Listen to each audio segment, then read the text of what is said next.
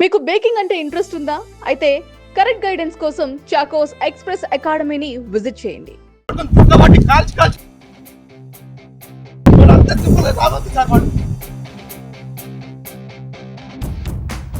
వాళ్ళని ఇట్లా చంపారు అట్లే చంపేది ఉండే సార్ మీరు దొరకబట్టి చంపేది ఉండే సార్ ఇంకా ఛాన్స్ ఇచ్చారు లేకుండే సార్ ఇంటి ప్రశాంతంగా చచ్చిపోయింది సార్ ఇంకా ప్రశాంతంగా చచ్చిపోయేది లేకుండే సార్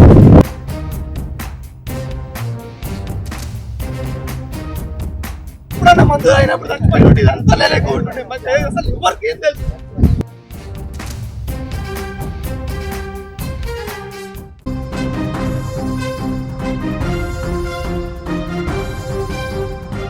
చేసిన పాపం ఊరికే పోతుందా? అమాయకుల ఉసురు ఉత్తనే ఉంటుందా? కాలం ఆలస్యంగా సమాధానం చెప్పినా తలరాత రాసే ఆ దేవుడు కళ్ళు తెరిస్తే ఎలా ఉంటుందో చెప్పడానికి ఈ ఘటనే నిదర్శనం. అభంశుభం తెలియని కన్నబిడ్డలు, అర్ధాంగి, ఇలా ఒకరు కాదు ఇద్దరు కాదు, ఏకంగా 6 నిండు ప్రాణాలను బలిగొన్న షాబాద్ నరహంతకుడు రాజ్ కుమార్ కథ ముగిసింది. కనీసం సొంత వాళ్ళు కన్నీరు కార్చే చావా? అస్సలు కాదు. కన్నవాళ్లే ముఖం చాటేసిన కుక్క చావు, సమాజం చీకొట్టిన దిక్కు లేని చావు. కడసారి చూపుకు కూడా నోచుకొని అనాథ శవంలా రాజ్ కుమార్ అంత్యక్రియలు ముగిశాయి. పగ, కక్ష అనే కంటి నిండా రక్తాన్ని నింపుకున్న ఒక రాక్షసుడి ఆఖరి పతనం అంతమైంది. అసలు ఏం సాధించావు రాజ్ కుమార్? పగతో రగిలిపోయావు, కక్షతో కళ్ళు మూసుకుపోయావు, కోపంలో నువ్వు మృగానివి అయిపోయావు. నమ్మిన నీ నీడలో వచ్చిన భార్య, నాన్న అంటూ నీ చుట్టూ తిరిగిన కన్న కొడుకులు వాళ్ళేం తప్పు చేశారు? వాళ్ళేం పాపం చేశారు? రక్తం పంచుకు పుట్టిన బిడ్డలను అంత దారుణంగా రాక్షసంగా చంపేస్తున్నప్పుడు నీ చేతులు ఎలా వనకలేదు? వాళ్ళు భయంతో కేకలు వేస్తుంటే నీ గుండె ఎందుకు కరగలేదు? 6గురిని బలి తీసుకొని ఒక పచ్చని సంసారాన్ని శ్మశానంగా మార్చి ఏం సాధించావు? ఈరోజు నీ చావు చూసి ఏడవడానికి ఒక్కరంటే ఒక్కరు కూడా లేరు. ఇంతకు నువ్వు ఏం సాధించావు రాజ్ కుమార్? నువ్వు చేసిన ఘాతుకానికి కాలమే నీకు మరణ శాసనం రాసింది. రాజ్ కుమార్, ఇక్కడ నువ్వు చట్టం నుంచి తప్పించుకోవచ్చు, జైలు గోడల మధ్య ఉండే కాలాన్ని నుంచి తప్పించుకోవచ్చు, కానీ ఇప్పుడు ప్రకృతి నిన్ను శిక్షించింది. ప్రాణాలు పోయాక నువ్వు పైలోకానికి వెళ్ళావు కదా, అక్కడ నీకు ఆ 6గురు ఎదురైతే ఏం సమాధానం చెప్తావు? కన్న కొడుకులు నీ ముందుకు వచ్చి, నాన్న మేము ఏం తప్పు చేశామని నిన్ను నిలదీస్తే ఏం సమాధానం చెప్తావు? మమ్మల్ని ఎందుకు చంపేశావు నాన్న? అందరి నాన్నలా మమ్మల్ని ఎందుకు ప్రేమించలేదు? ఆటలాడుకునే వయసులో మా ఊపిరి ఎందుకు తీసేశావు అని అమాయకంగా ఆ చిన్న పిల్లలు నిన్ను నిలదీస్తే ఆ పసిపిల్లల కళ్ళల్లోకి చూసి ఏం సమాధానం చెప్తావు రాజ్ కుమార్? నీ భార్య నీ వైపు చూసి నిలదీస్తే నీ దగ్గర సమాధానం ఉందా? చేసిన పాపానికి ఇక్కడే కాదు, అక్కడ కూడా నీకు నరకం తప్పదు. వాళ్ళ ఉసురు ఊరికే పోలేదు, అందుకే నీకు దిక్కు లేని చావు వచ్చింది. చివరికి ఏం సాధించావు రాజ్ కుమార్? బంగారం లాంటి జీవితాన్ని నువ్వే చేజేతులా నాశనం చేసుకున్నావు.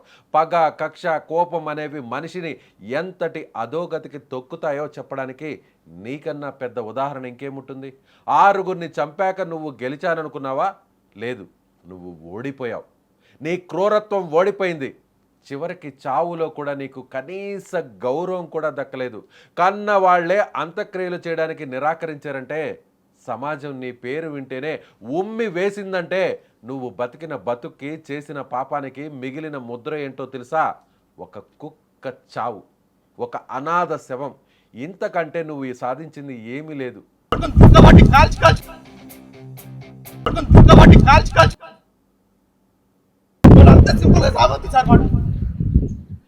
వాళ్ళని ఇట్లా చంపారు అట్లే చంపేది ఉండే సార్ మీరు దొరకబట్టి చంపేది ఉండే సార్ ఇంకా ఛాన్స్ ఇచ్చారు లేకుండే సార్ ఇంటి ప్రశాంతంగా చచ్చిపోయింది సార్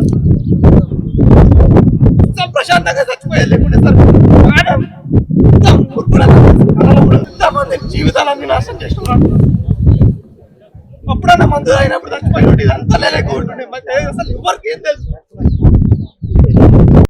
ఈ సమాజంలో పగతో, ద్వేషంతో రగిలిపోతూ పక్కవాడిని నాశనం చేయాలనుకునే ప్రతి ఒక్కరికి రాజ్ కుమార్ చావు ఒక గుణపాఠం కావాలి.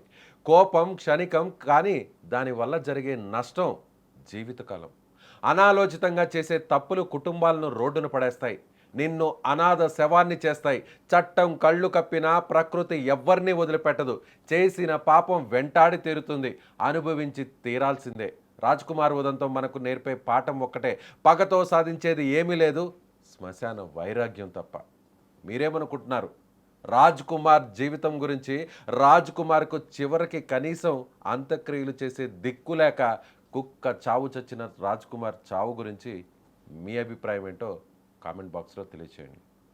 దుర్గబట్టి కాల్చి కాల్చి వాడు అంత సింపుల్గా రావద్దు సార్.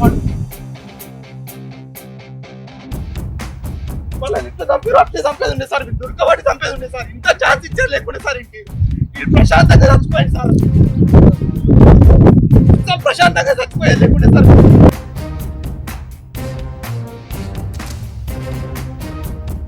ఇప్పుడన్నా మందు అయినప్పుడు చచ్చిపోయి ఉంటే ఇదంతా లేకుండా ఉంటుండే. అసలు ఎవరికి ఏం తెలుసు?